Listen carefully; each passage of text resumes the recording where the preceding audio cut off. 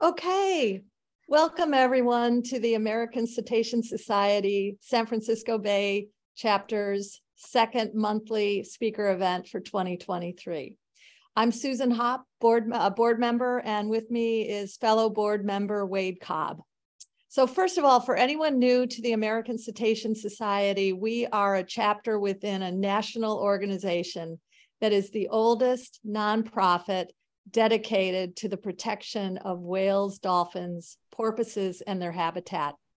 And we do this through education, community engagement, and awarding grants toward marine research. And you can find out a lot more about us and about cetacean happenings through our website and in our social channels. We appreciate your donations in support of our mission. Donations do fund our research grants to scientists and support our expenses around these monthly talks. It's really easy to donate on our website if you haven't donated at the time of registration. So thank you. Now, before I introduce tonight's program and our speaker, I did want to bring your attention to a change regarding our March speaker event. So our typical speaker events are on the second Tuesday of the month. But in March, next month, we're diverging to accommodate our London, England-based speaker. So Tom Mustill is the author of a new book, much acclaimed, called How to Speak Whale. The March live event with Tom will take place on Sunday, March 26th at 11:30 a.m. So Sunday, the last Sunday in March, March 26th at 11:30 a.m. And that's 7:30 his time in London. And as he says, it beats the middle of the night if we were to keep to our regular schedule. So we hope you'll consider giving some of your Sunday time. I just completed the book, How to Speak Whale, and I will tell you without reservation, it will be worth it. So hopefully many of you will be able to make it. But now I'm really excited to introduce Jon Ambrose and tonight's talk, Bring 'em Home, the reintroduction of salmon in the Central Valley. So, you know, we know and love salmon as a nutritious, delicious, tantalizing food, and something not only people through the ages have depended on for their survival, but many of our cetacean neighbors. So in short, salmon and the lack thereof can be a matter of life and death. This interdependency is something we will continue to explore in our April talk, by the way. But tonight, we are going to be treated to the frontline view of action to prevent an endangered salmon population from crossing over to extinction. So now for our, I want to say fearless tour guide leader, Jon Ambrose. Jon works for NOAA's National Marine Fisheries Service's Central Valley office in Sacramento, California. And where Jon is the San Joaquin River Branch Chief. His work includes the San Joaquin River Restoration Program, one of the largest river restoration programs in the nation. Jon started with the National Marine Fisheries Service in 1999 as a salmonid biologist, where he administered the Endangered Species Act in California's coastal rivers and streams. His duties included recovery planning, implementation, Endangered Species Act consultations, restoration, and enforcement. In 2015, Jon became the Salmon Reintroduction Coordinator with National Marine Fisheries Service's Federal Energy and Regulatory Commission team. In this role, he worked on the many facets involved in reintroducing Endangered Species Act listed salmonids to their native habitats upstream of Central Valley rim dams. Jon began his fisheries and wildlife career in 1989 on Georgia Pacific's timberlands in Fort Bragg, California. Jon holds a Bachelor's of Science in Wildlife Management from Humboldt State University. And Jon, we're so glad to have you here. Thank you for giving us some of your Tuesday night. Really looking forward to hearing from you. Susan, thank you. Thank you for inviting me. And I just really appreciate this opportunity. I am not a cetacean expert, so if I get over my skis, please correct me at the end. So should I bring up my screen? Yeah, let's go to it.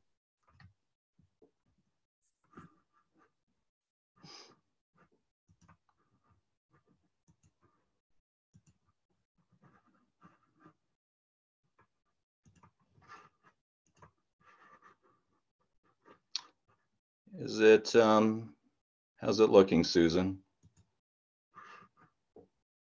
So I think Susan's on mute, but can't see it yet. I don't know if there's usually like a final confirmation you might have to hit.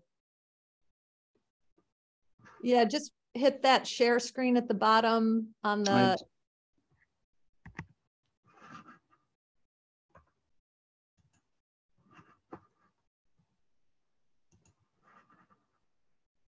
I'm going to. Okay.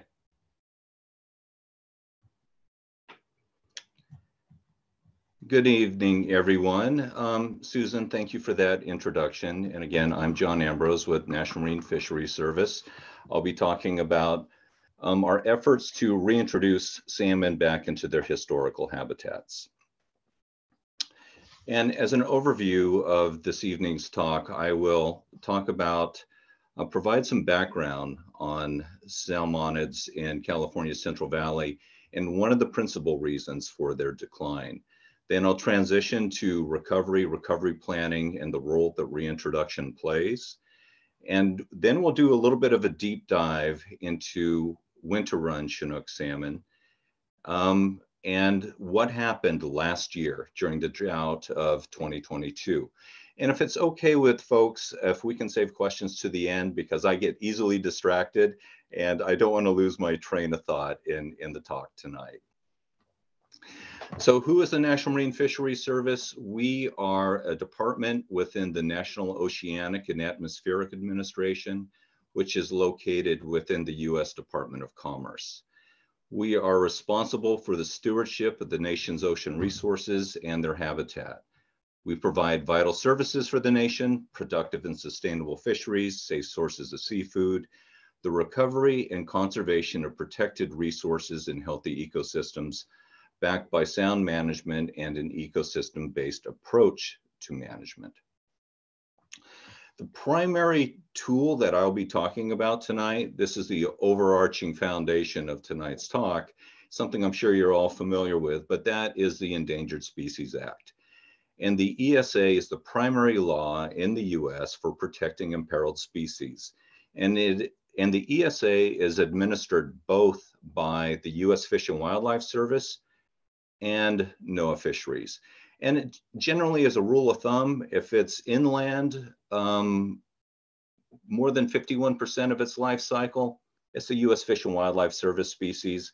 If it's in the ocean for more than 51% of its life cycle, National Marine Fisheries Service administers the ESA for that particular species. The ESA is designed to protect critically imperiled species from extinction, and the purposes are twofold: to prevent extinction and to recover species to the point where the protections are no longer needed. So I'm sure most of you are aware of this, but just so that we're all on the same page, I'll give you one quick slide in regard to the salmonid life cycle. Starting at 9 o'clock on the circle, looking at the adult life stage. Adults are out in the ocean and they will return to their natal streams, the streams in which they were born, in order to spawn. They'll choose a mate, they'll lay their eggs, and the adults will die shortly after spawning. The eggs will incubate in cold, fresh water, clean water with clean river gravels. The eggs, depending on water temperature, can incubate for a month to 2 months, at which point when they hatch, and again, they're in the river gravel, when they hatch, that's what we call the alvin life stage. At this life stage, the fish have yolk sacs, and they stay in the gravel until they absorb their yolk sacs. and then they will wiggle out of the gravel and enter the freshwater column and at the fry life stage, at which they'll be feeding in fresh water. And depending on latitude, depending on species, depending on run type, fry can be in fresh water for a period of just a few weeks or many years, for 2 or 3 years, or sometimes even longer. When they do get ready to head out to the ocean, they undergo an osmoregulatory change, and that's what we call the smolt life stage, that allows them to transition from being in fresh water to the ocean. And once they hit the ocean with all the food and all out there, they can grow very large, and they will be out in the ocean, again, depending on species, depending on run type, for a period of just a few months to 2, 3, 4 years, or even longer. In the Central Valley, we have numerous runs of Chinook salmon and 1 run of steelhead. And I'll go through this list. Their names are Sacramento River Winter Run Chinook, which are listed as endangered under the federal and state Endangered Species Acts. We have Spring Run Chinook salmon, which are listed as threatened. We have Central Valley Fall Run and Late Fall Run, which are not listed under the Endangered Species Act. And Fall Run and Late Fall Run in particular, are the backbone of the recreational and commercial salmon fishery in the state of California. And then we also have California Central Valley steelhead, which are listed as threatened under the Federal Endangered Species Act. So the names and the timing are all very difficult. It's challenging if you're not familiar with it. I won't go into all the details by the different run types. I'll spare you that, but just rest assured that in the Central Valley, there are always salmon in the rivers of the Sacramento and its tributaries, as well as the San Joaquin River and its tributaries.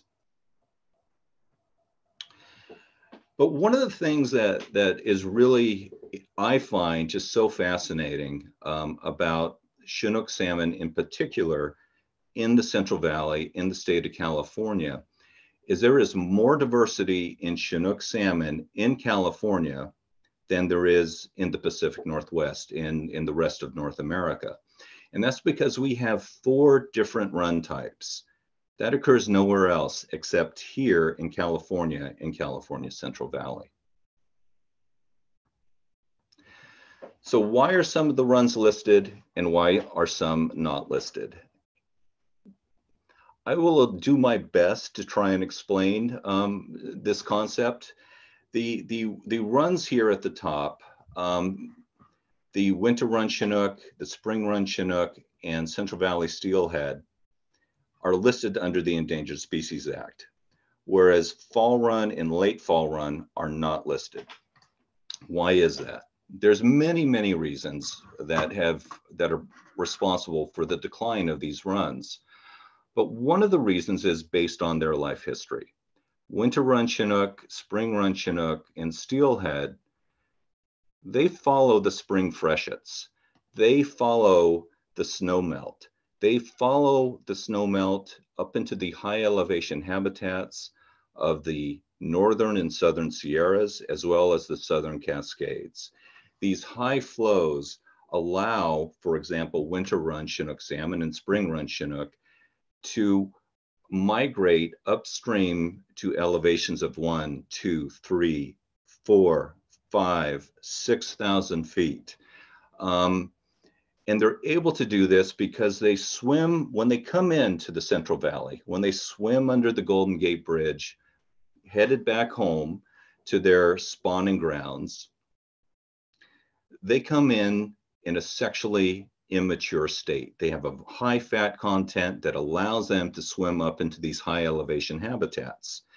And what they'll do, as in the case of Winter Run and Spring Run Chinook, they will hold in deep pools once they get up to that high elevation habitat for many months before they spawn. And for example, in the case of winter run, excuse me, in the case of spring run, they're swimming up during the springtime. They will hold in deep pools throughout the summer and then spawn in the fall. Whereas fall run Chinook and late fall run Chinook salmon, they swim under the Golden Gate to their tributaries in the San Joaquin or the Sacramento River in a sexually mature state. When they reach their spawning grounds, they're swimming during a time of year when the temperatures are cooler, but the flows aren't high. And so they spawn at lower elevation habitats. And they die shortly thereafter. And in the Central Valley, the listed runs of steelhead, of spring run, and winter run can no longer access their historical high elevation habitat. They are forced to spawn in the same areas as fall run and late fall run. And that is because we have a series of what we call rim dams that rim the Central Valley, of which there is not one dam of these large rim dams that has a fish passage program. So they are no longer able to access that high quality habitat. So what does this mean? What does this look like? Well, in this graph on the left-hand side, it shows the elevation in feet.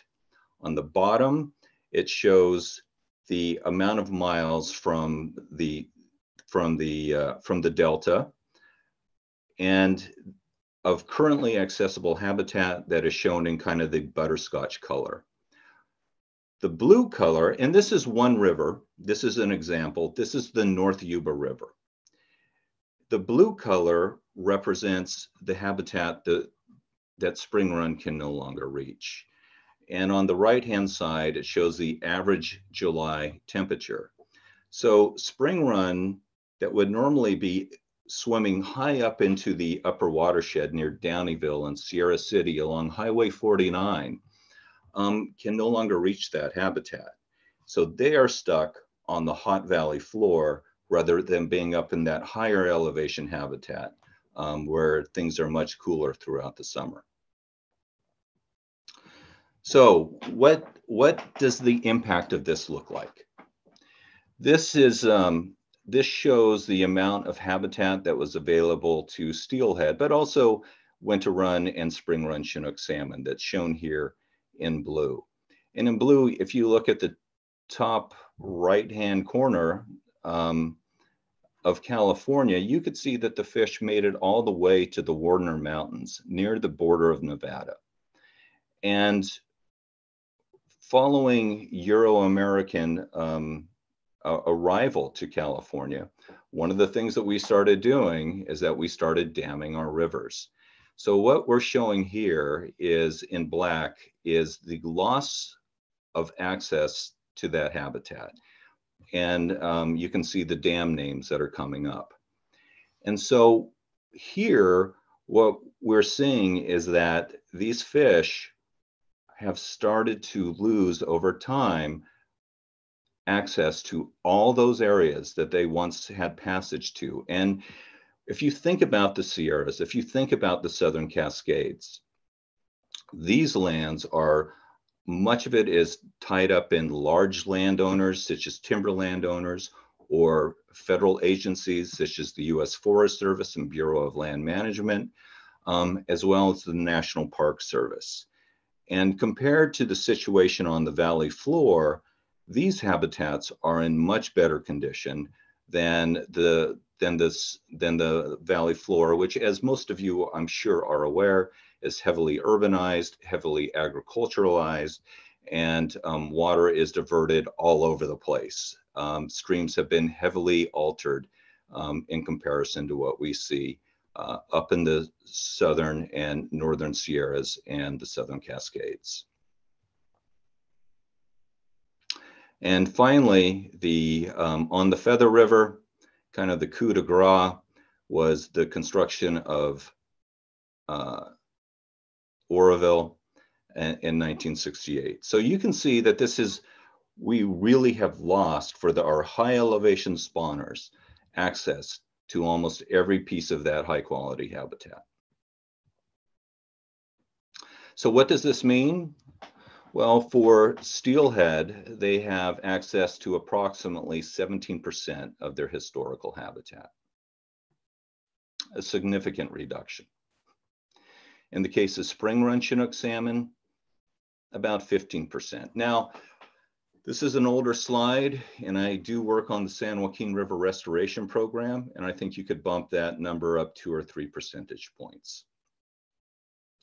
But the real challenge for us as managers is that of winter run Chinook salmon. Winter run Chinook salmon occur nowhere else except here in California.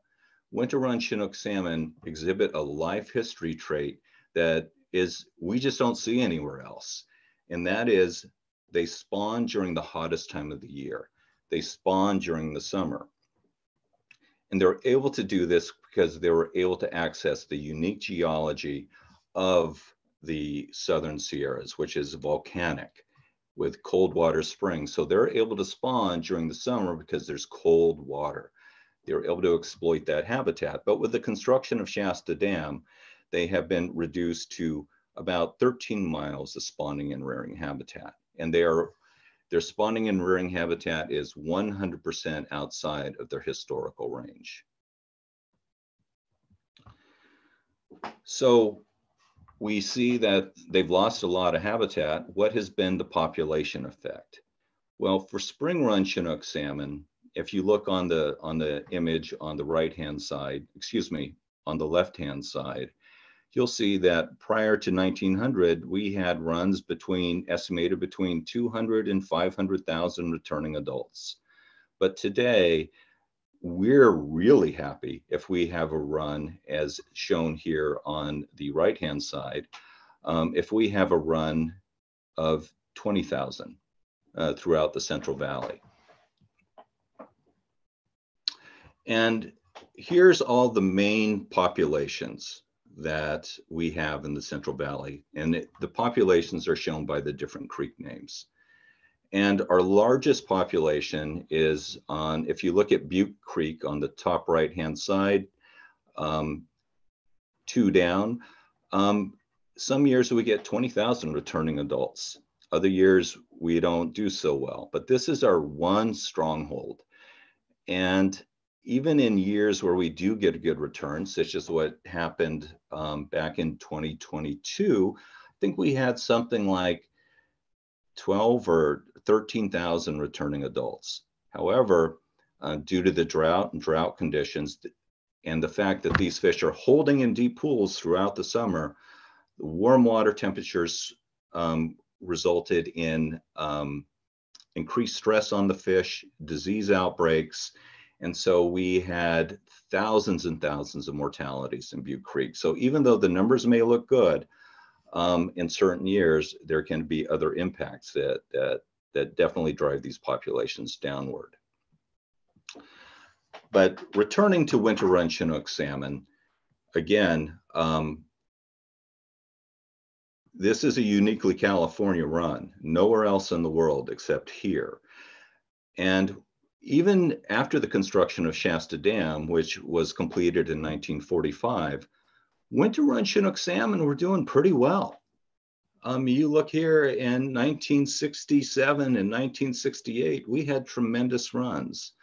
But by the 1970s, the population had fallen off the cliff and has been bouncing around the bottom for quite some time. Winter run are listed as endangered. And again, we have one population with very low numbers. And that is a recipe for high extinction risk. Now that I've probably depressed everybody, and hopefully no one's throwing their hands up thinking, what can we do? It's too late. National Marine Fisheries Service is required under the Endangered Species Act to recover these species. That's our obligation. That is our task. And the first step into doing that is the development of what we call recovery plans. Recovery plans are roadmaps for how we can take a species that is listed and move it from from the list of threatened and endangered species to being delisted and fully recovered. And so it's a roadmap. We address the threats, we identify the threats, we identify restoration opportunities, and do our best to get the message out to try and implement some of these actions. The recovery plan for the Central Valley is shown here on the right top, and it is significantly different than all the other recovery plans that have been completed for the state of California. The recovery plan for the Central Valley basically differs because we have determined that we cannot achieve recovery without reintroducing some of these populations back to their historical habitat that are currently blocked by the rim dams. We believe that this is critical to recovery because it will provide population redundancy, distribute the populations throughout the Central Valley, not doing everything everywhere, but focusing on those high quality habitats, which we believe will help increase the population size and thereby reduce the overall extinction risk. This is my one gratuitous slide to the American Cetacean Society. This is of resident killer whales, southern resident killer whales, which I'm sure you're all familiar with. And they are dependent upon salmon. Here we have orcas that don't feed on anything other than primarily salmon. And while they're known for being in Puget Sound, they do migrate down to the Central California coast.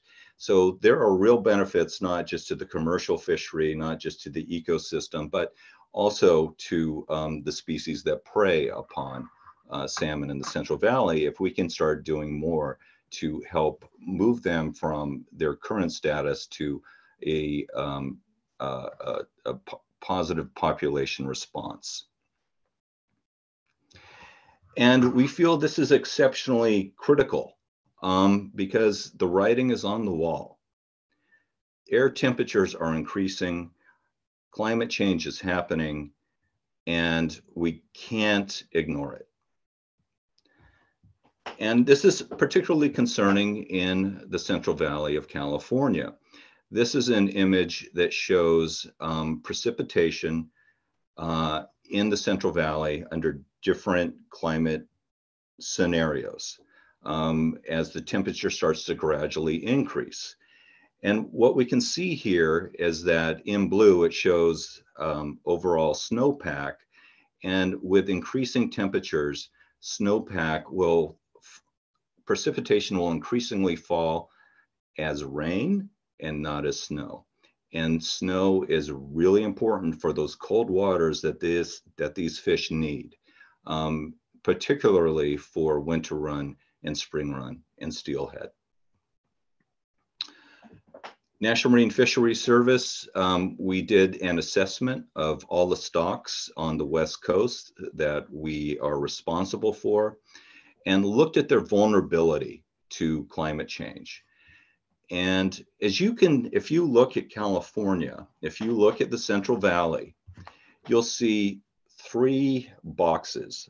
W means winter run, SP means spring run, and F means fall run, late fall run.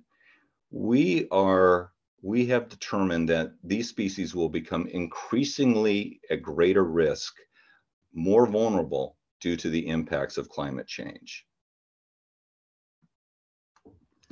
So we need to focus on what can we do? Well, one of the prime things that I will be talking about is reintroduction is one of those tools. And just so we're all have the same understanding, reintroduction is the intentional movement and release of an organism inside its indigenous range from which it has disappeared. In other words, fix the threats, fix the reasons why the species is no longer there, and put them back into the ecosystems in which they evolved. And for the threat that I'm talking about in regard to salmon is the lack of access to their historical habitat, moving these fish around dams. Now, there are many examples of reintroduction, and there are some wonderful stories of how we've been able to take a species on the brink and bring it back. On the top left, look at that big fish. That is the Pilot Peak strain of Lahontan cutthroat trout. These fish, this strain, these big monsters of Lahontans went extinct in the 1940s. They were from Pyramid Lake, north of Reno. But before they went extinct in Pyramid Lake, somebody at some point in time moved some of the eggs or some of the juveniles all the way to the other side of Nevada to a place called Pilot Peak, right near the Utah-Nevada border, that has some very small streams flowing off of it. And the fish never grew large there, but an enterprising researcher took some genetic samples and determined, wow, these are the ancestors of the big fish that came from Pyramid Lake. They brought them back to Pyramid Lake. They started a captive breeding program. And once again, Lahontan cutthroat trout of this size are in Pyramid Lake, swimming up the Truckee River, which the headwaters is Lake Tahoe. So don't give up. Keep looking, keep struggling. The Owens Valley pupfish. Here, there's a wonderful paper called Species in a Bucket, where Owens Valley pupfish were once present throughout the Owens Valley on the east side of the Sierras, in the Bishop, Lone Pine area. But by the late 1960s, their population had been reduced to the fish in one natural pool. And that pool started drying up. And the biologist recognized this at the time and took 5-gallon buckets and scooped as many of those fish out of there as he could and saved them from extinction. And now Owens Valley pupfish are being introduced and reintroduced throughout springs in the Owens Valley. One of my very favorite stories about not giving up is that of the California condor. Some of you may remember that back in the 1980s, they were down to 27 or 28. And there were a number of people that said, it's too late. We should not bring them into captivity to start a breeding program. It's not going to work. Let's let them go extinct with dignity in the wild. Thankfully, we didn't listen to those dissenters. And today, the population numbers in the many hundreds. They have been released into the Grand Canyon.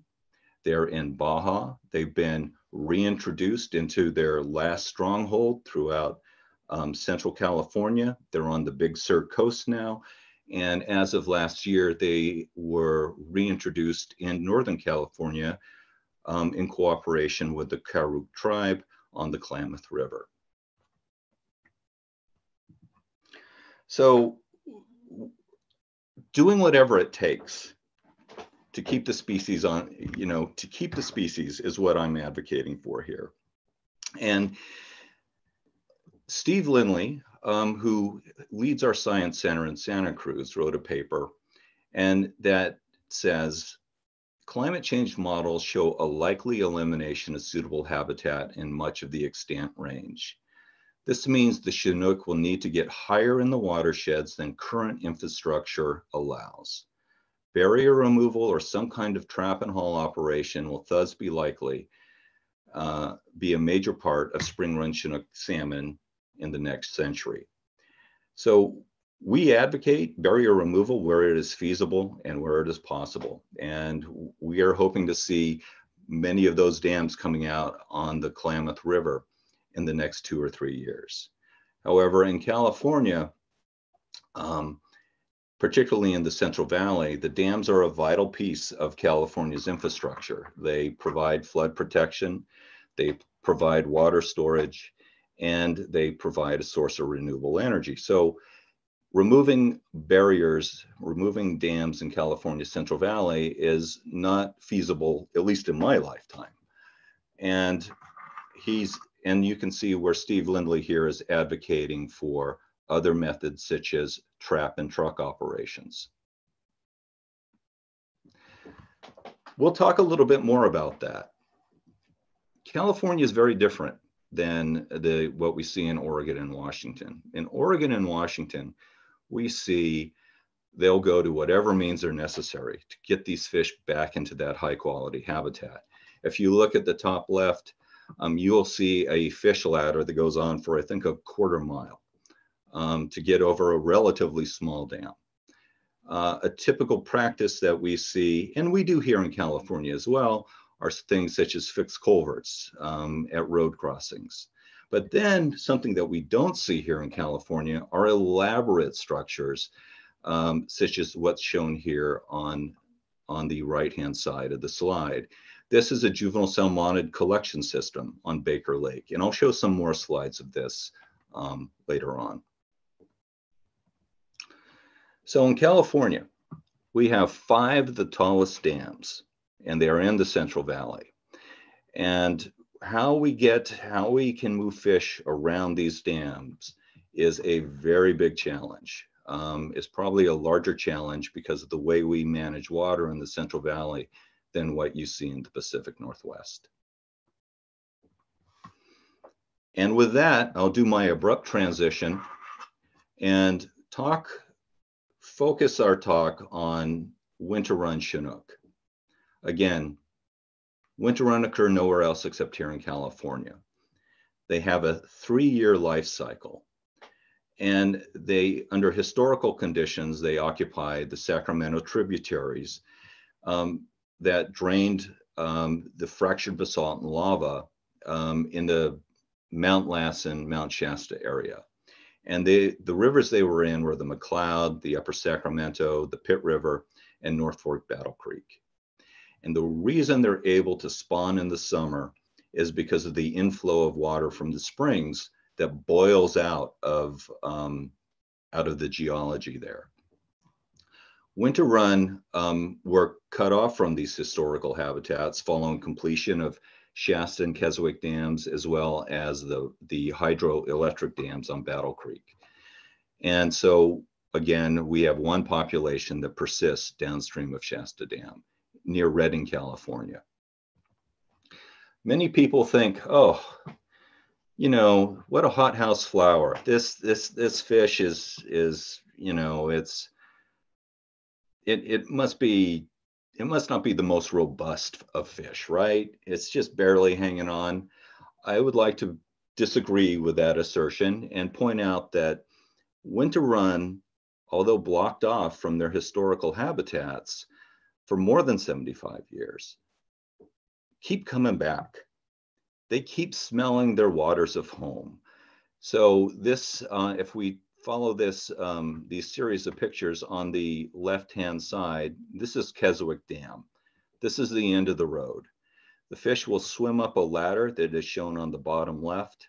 They swim up this ladder, and kind of in the center, they enter what we call a crowder. And if you look real hard, you can see some of the fish in there. The crowder pushes the fish against that gate. That gate lifts up, and they enter an elevator. That elevator lifts them up and over Keswick Dam, where they are then dumped into this truck from the Coleman National Fish Hatchery. And while in that truck, they are then transported to the Livingston Stone National Fish Hatchery, which is at the base of Shasta Dam.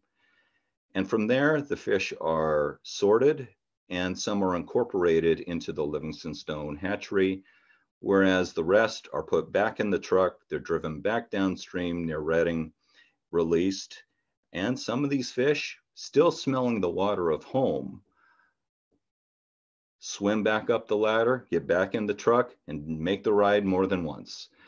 And but eventually, their biological clock is ticking, and they spawn in that 13 miles of habitat near Redding, California.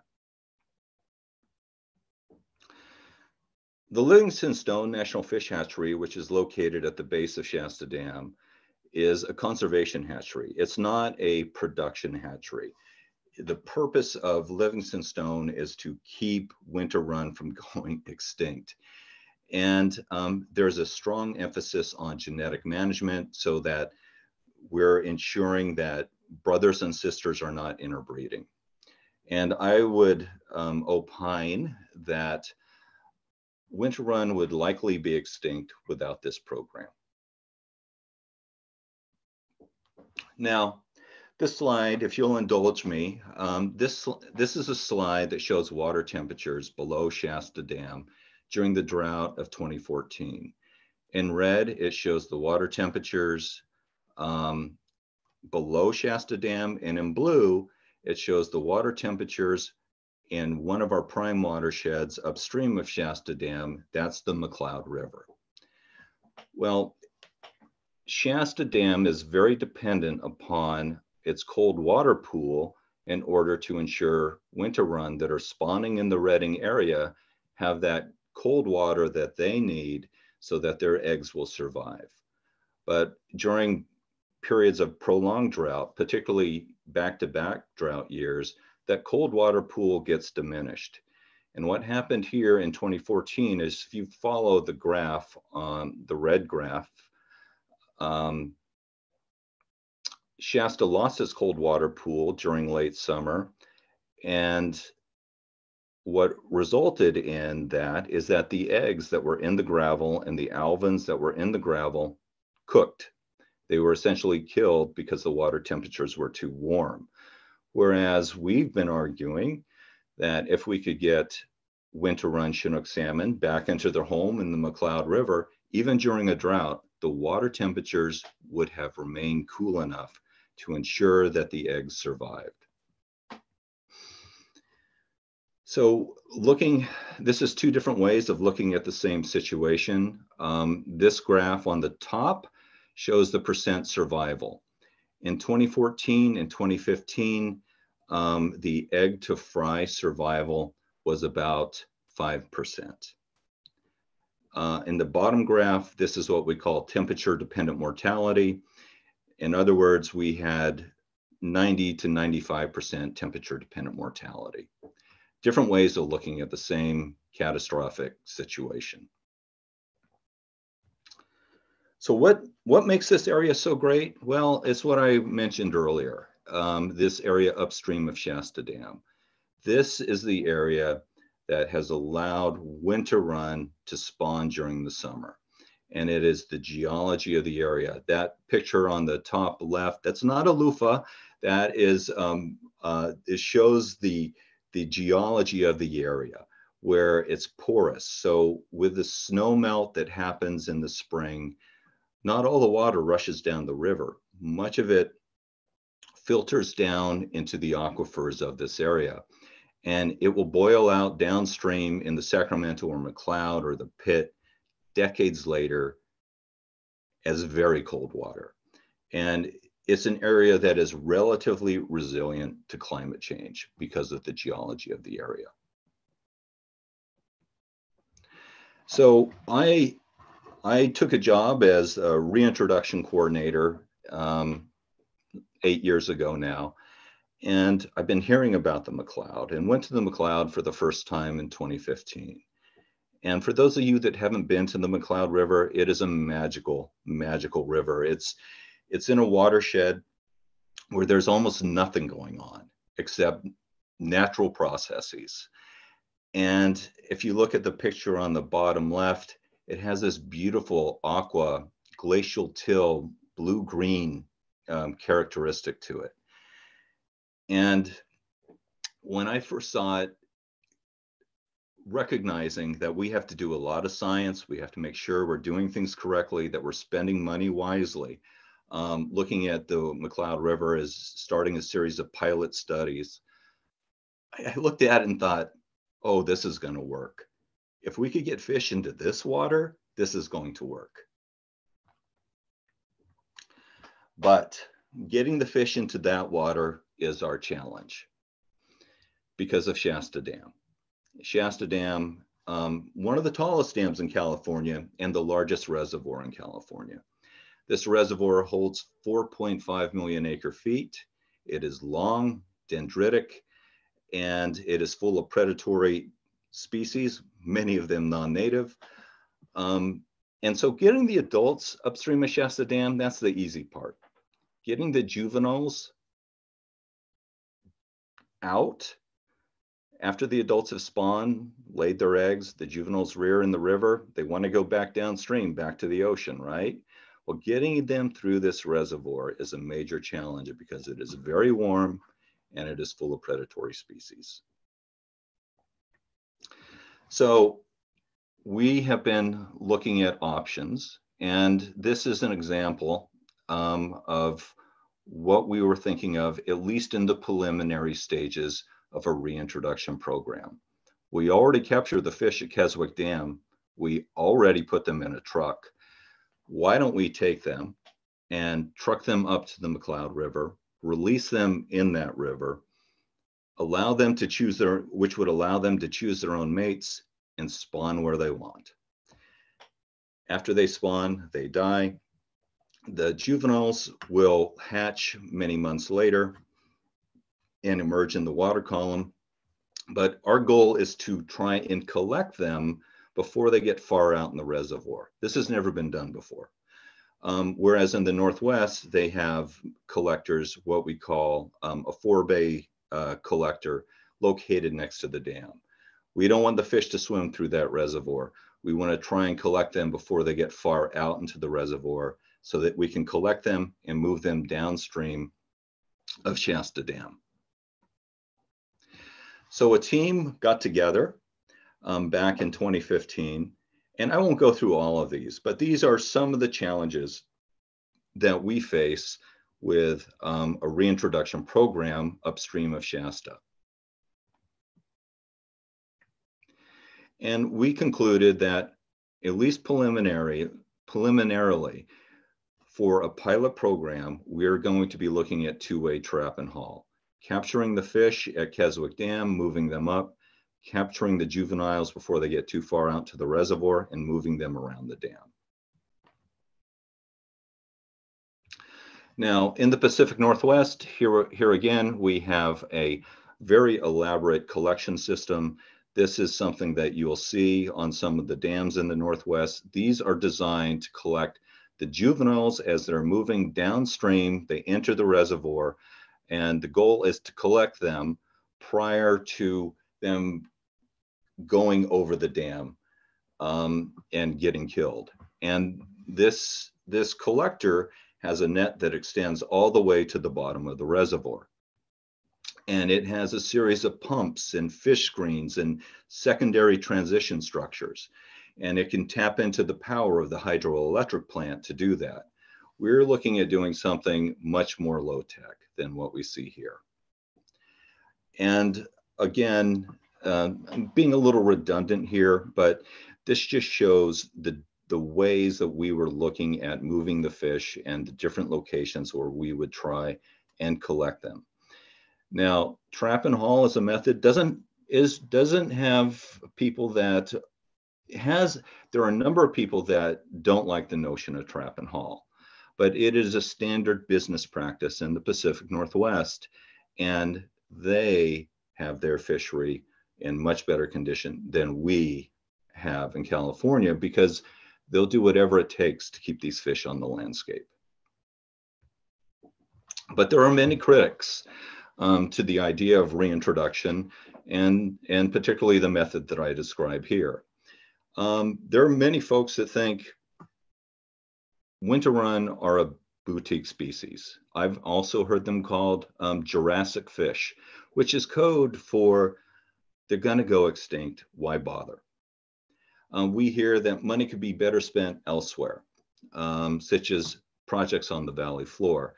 And we would argue that those projects on the valley floor are critically important, but if you don't have the juveniles coming downstream to use those, what's the point? The project is too expensive. Trap and transport is not natural, and we should focus on volitional passage techniques. Winter run are too inbred and not the right fish, and they are very inbred. They've gone through a genetic bottleneck, but they still behave like no other Chinook salmon. And then I think maybe the most depressing thing that I have heard is that sometimes things need to crash and burn to wake people up. In other words, we need them to go, we need some populations, we need some runs to go extinct, and that'll get people to start caring.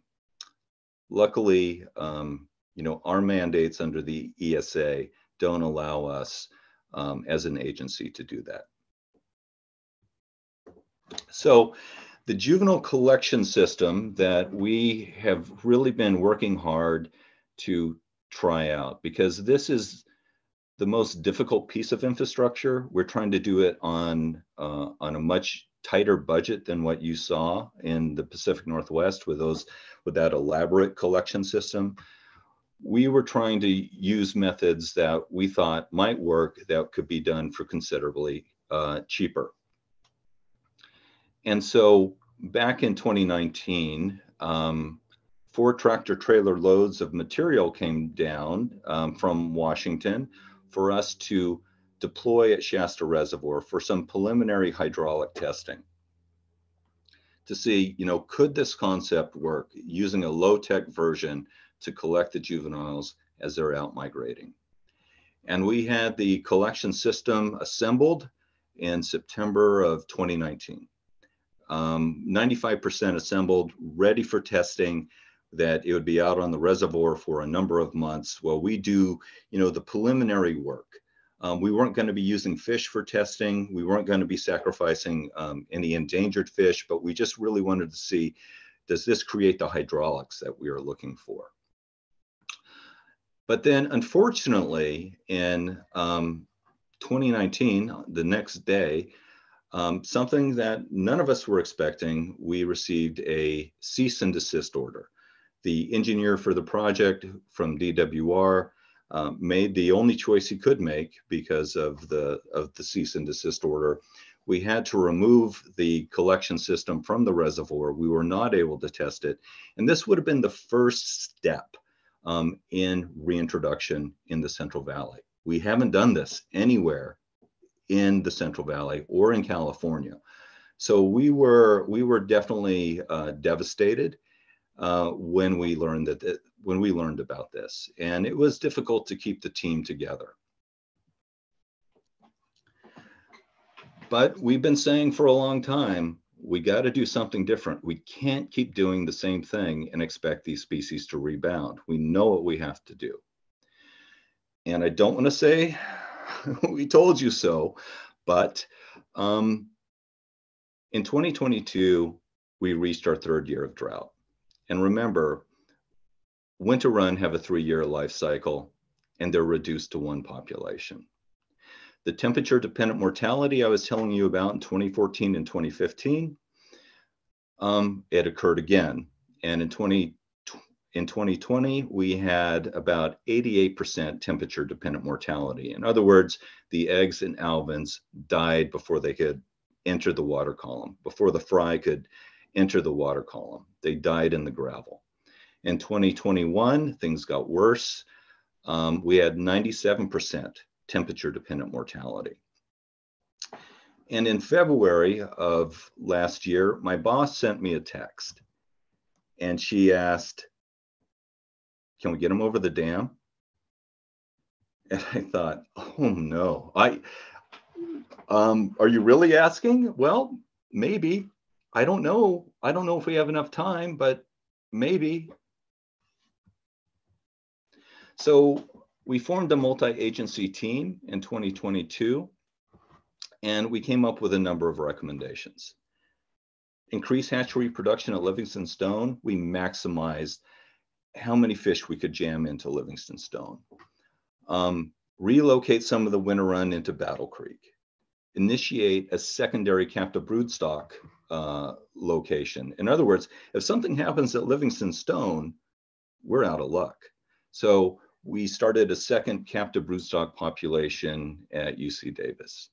And then the part that I was involved in, deeply involved in, is let's get some eggs from Livingston Stone and put them in the McCloud River. Let's do the test. Let's do as much as we can to distribute the risk. We wanted to move adults up there, but for reasons I can go into later, We weren't able to do that, but we were able to move. We did get permission to move some of the eggs into the McCloud River. And things were really bad last year.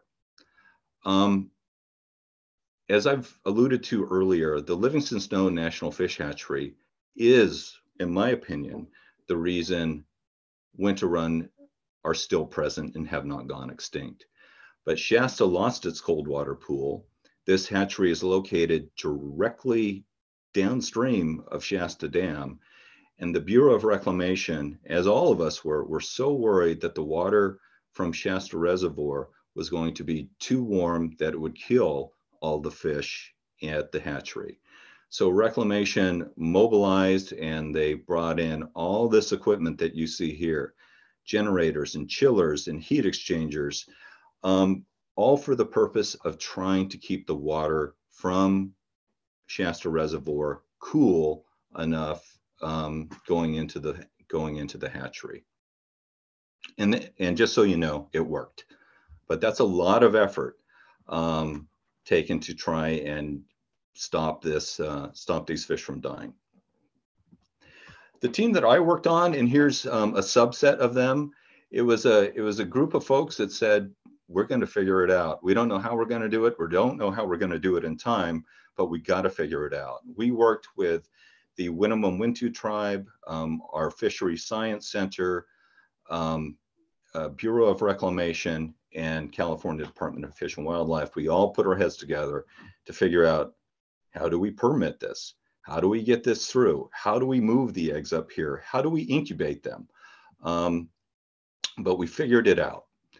And we did this with permission of the Winnemem Wintu tribe. The McCloud River is their ancestral homeland, and they are a tribe that is deeply committed to returning salmon to the McCloud River.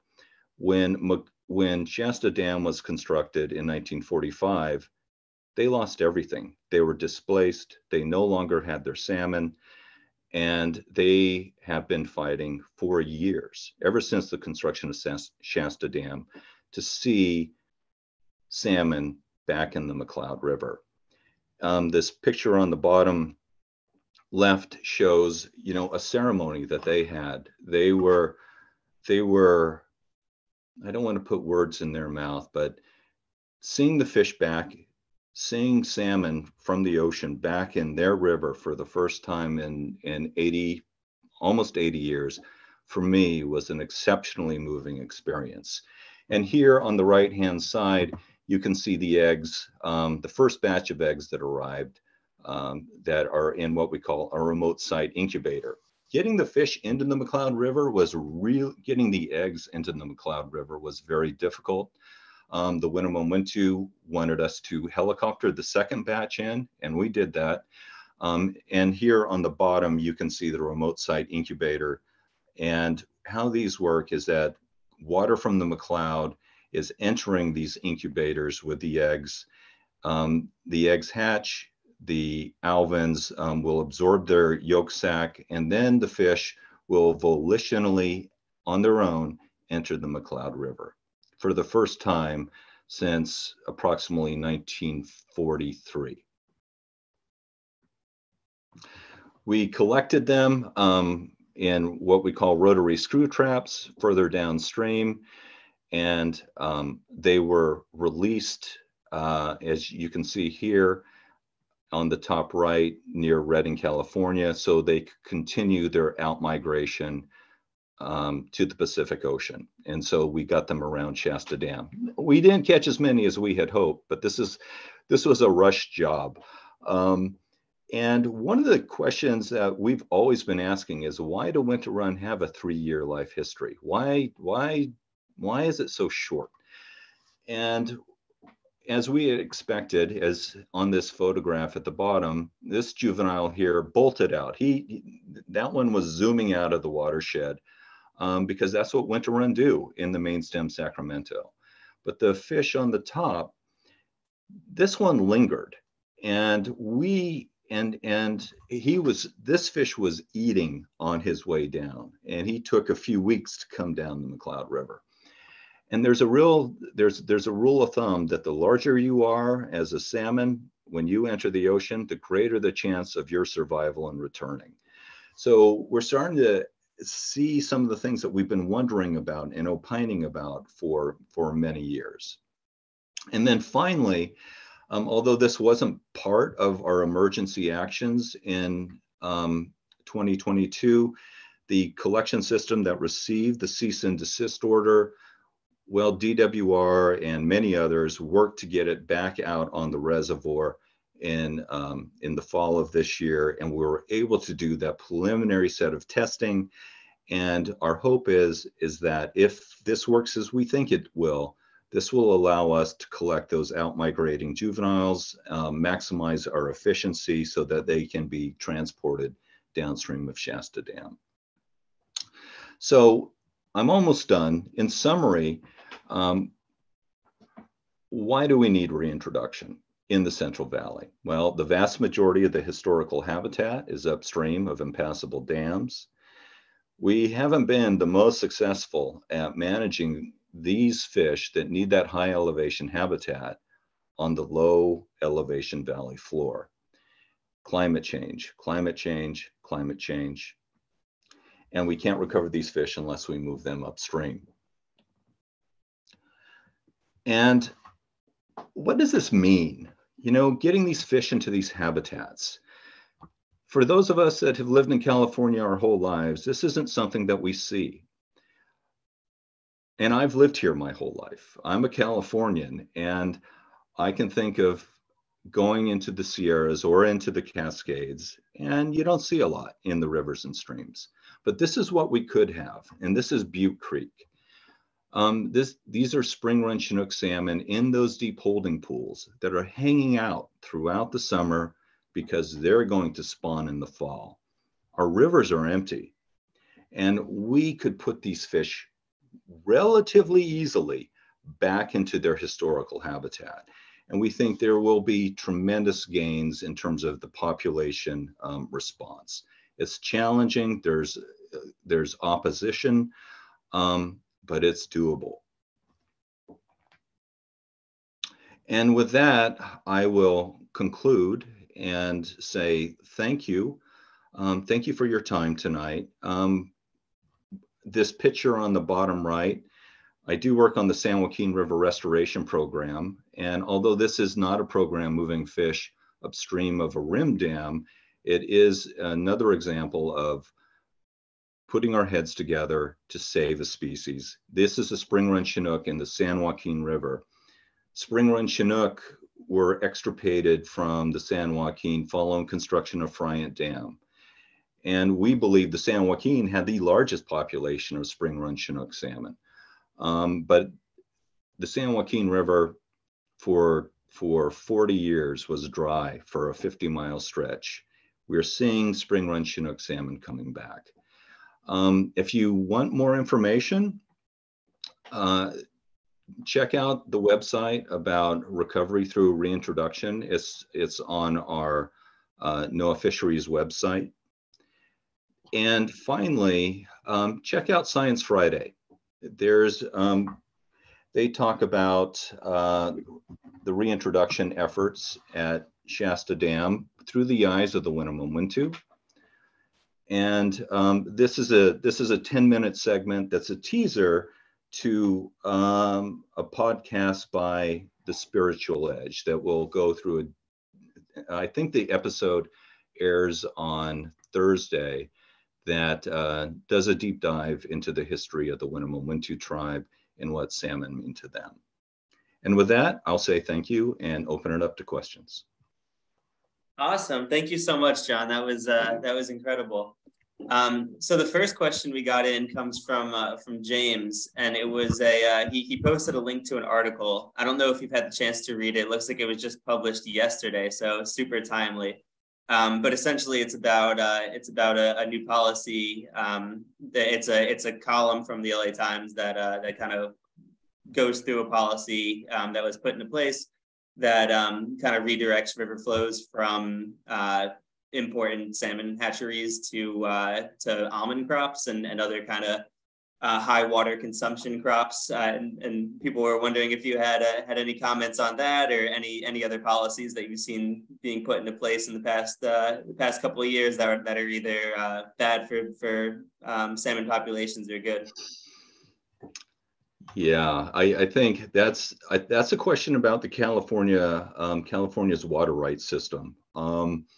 We have great laws on the books.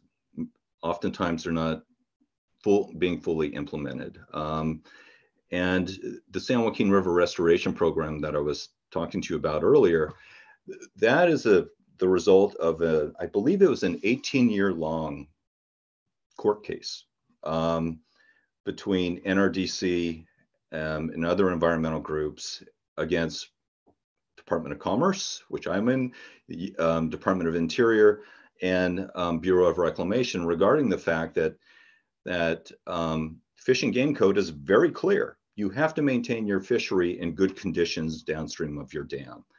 And the fact that we had 50 miles of the San Joaquin River that had been dry for 40 years was obviously not in conformance with Fish and Game Code. So we do have these laws on the books, and implementing them to ensure that we can have almonds, but also these resources is something that I think we really struggle with in California. Makes sense. Thank you. And Vishnu had a question on kind of the California versus Pacific Northwest policies. So, what prevents California from initiating the same kind of programs that are happening in the Pacific Northwest? It's a complex question, I think, and I don't want to take us down a regulatory rabbit hole, but I'll try. I'll do it anyway. In the Pacific Northwest, you have a salmon culture.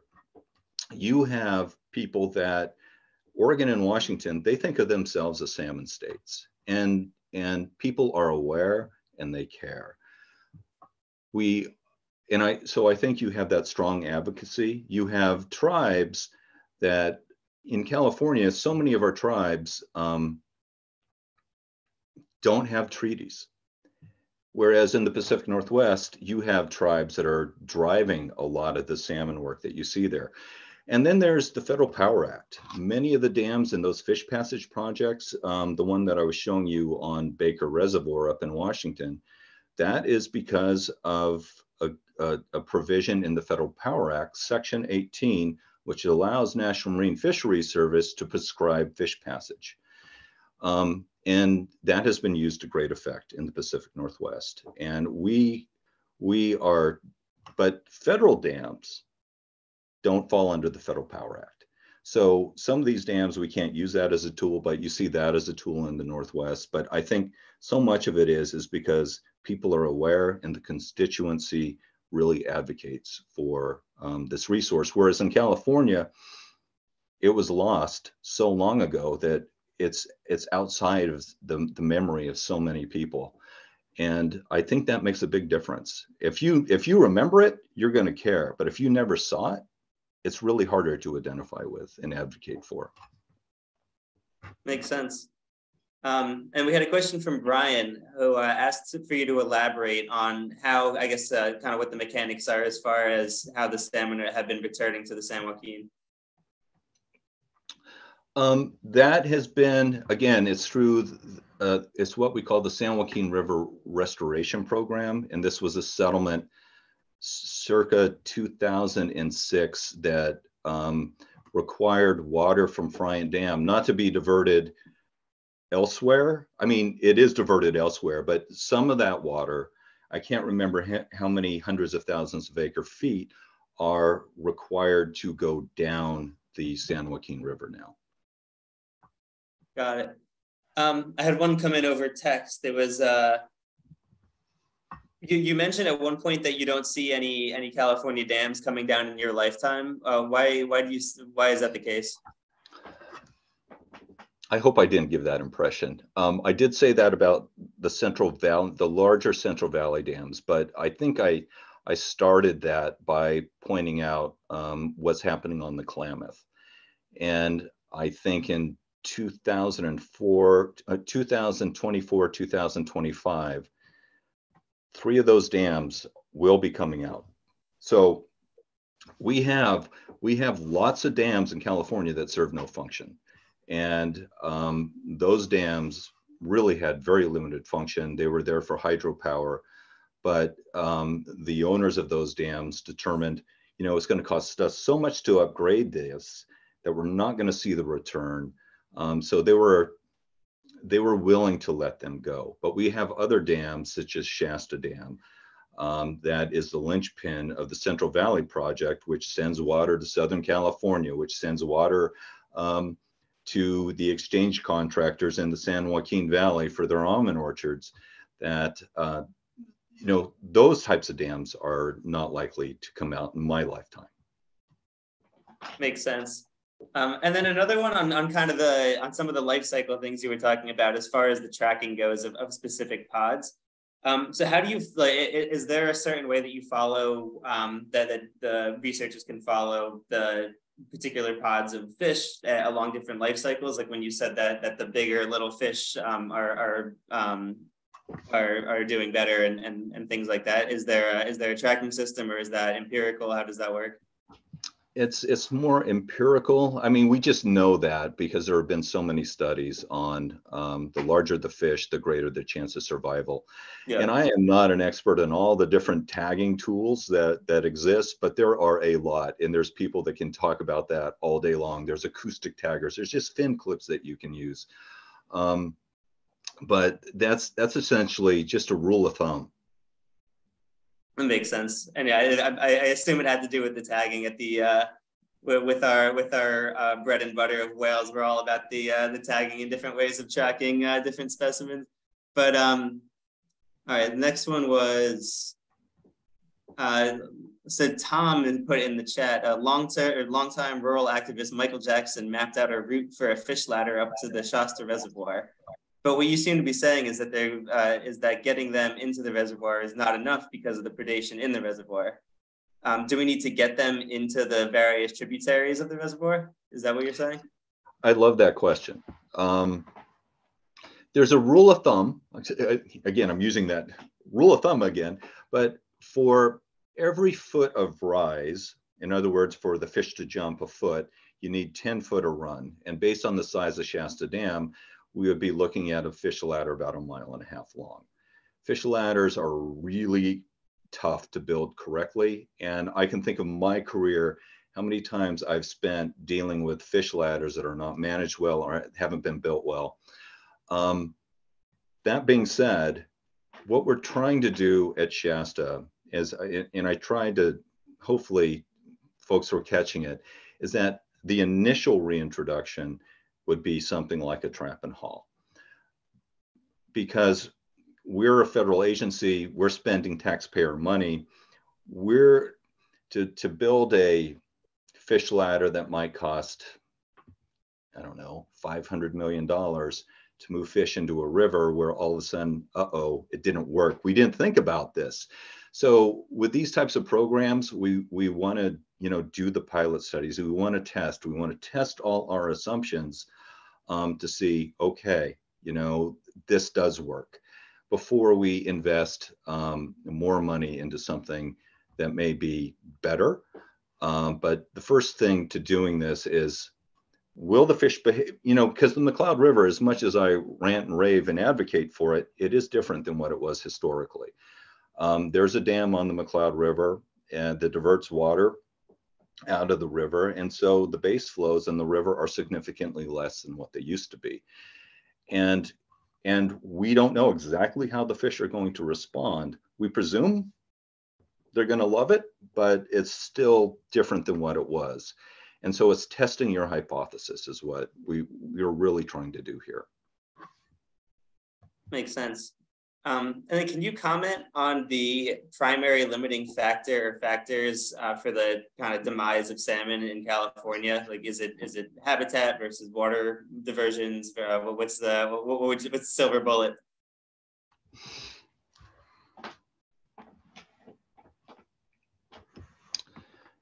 No, I can't, because there isn't a primary factor.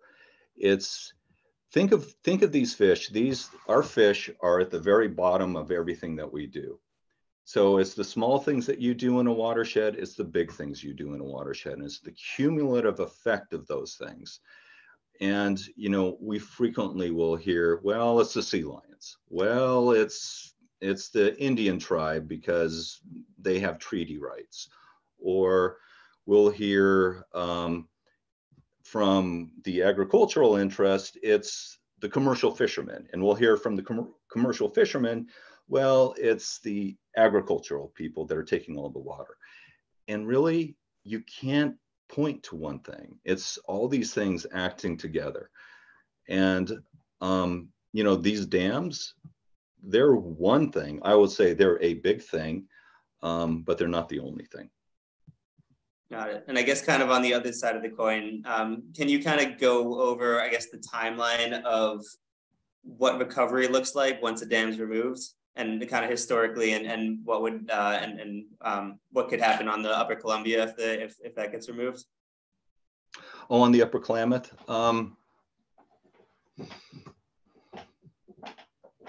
I can't. I mean, in our recovery plan, if we implemented the actions that are outlined in the recovery plan, we were estimating 50 to 60 years.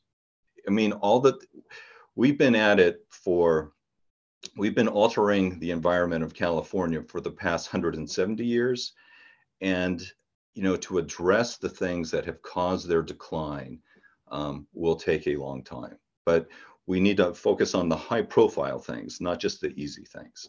And if we focus on the high profile, or excuse me, if we focus on, when I say high profile, the things that we know will have a great big benefit, such as moving them upstream into their historical habitat, we think that will certainly put us in that positive trajectory, which we're not in right now.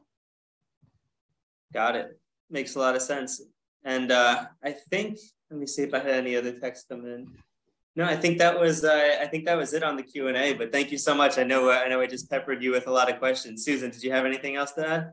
Just, I was really fascinated, John, by the slide you had that with the photos that showed how the fish comes in. I think it was in the Keswick Dam, and then they take the elevator up, and you know, then you capture them. And then you mentioned that some we send back down, and they might even try to come up again. And I guess I was just thinking, how do you decide what you're not going to take, and you know, up to their? This is where most of the fish are not taken into the hatchery, and this is where they put them in holding tanks. They'll take a genetic sample. They'll send it up to the U.S. Fish and Wildlife Service lab in Abernathy, and they will figure out who is most distantly related and who can breed with who. So I don't figure it out, and it's not the guy in the truck that's figuring it out. It's actually the science center or the lab in Abernathy that runs genetic samples to ensure that we maintain the limited genetic diversity that we still have. We actually just had one more come in from Yvonne, if you have a minute. Sure. So do the fish being propagated at the Livingstone fishery adhere to the same schedule for spawning as the wild fish do, or does the artificial fertilization change things? That's an interesting question, and I'm not sure I can answer that with 100% accuracy. We do know that they have to wait. Some of these fish are like, I've been there a number of times, and they have these holding tanks, and they're waiting for these fish to turn ripe before they spawn them. And how that compares with the majority of the population in the Redding area, I'm not sure, but it may be off by a week or two, but it generally follows. They're generally pretty close. But as I said earlier, you know, these fish exhibit a strict 3-year life cycle, and that puts them at greater risk. And I think, this is my personal opinion, is that's because they're in the Sacramento River, where they never were before. It's not the best place in the world to be a young fish. And so they're moving out as fast as they can. Whereas if we got them into the upper Sacramento or Pitt River or McCloud River, I wonder, will these fish start exhibiting a trait where they stay longer in the river, or maybe like spring run, they stay a whole extra year. So you might actually get to a place where you might have a 4-year life cycle, which would reduce their overall risk. But that's pure conjecture. It's one of those things that we've been definitely wondering about. But, you know, I think based on where the fish are, they're headed out to the ocean because that's not their native habitat for rearing to the same extent as it used to be. Makes sense. And sounds good. Yeah, I think that's it. We had another regulatory question actually. It just came in from Brian again. If you Sure. Wouldn't mind, we have. So can you comment on the governor's latest directive on holding water back? No, I will not. I am a public servant, and I will not comment on something that I am not terribly familiar with. So I choose not to comment. I plead the fifth. Cool. And so do you have any recommendations as far as any accounts or articles or anything that folks can learn more on, just generally about the species? That's a great question. There's a wonderful book by David Montgomery called The King of Fish, and talks about Chinook salmon and so many of the things that have been lost. And it's a read not for a scientist, it's a read for a lay person that is just interested in these species and you know how we've changed things over time. It's a great book. Awesome. Well, thank you so much, and I'll let you in there. I know I've been firing questions at you for 20 minutes now, but thank you so much for indulging myself and all the other participants. Thank you, Wade, and I appreciate the opportunity. Thank you, everyone. Yeah, I think we could probably be here all night, but it's been fascinating, Jon. Thank you so much. You're very welcome. Thank you. Yeah, good. All right. Well, with that, we're going to stop the recording, and everyone have a good night. And thanks again, Jon.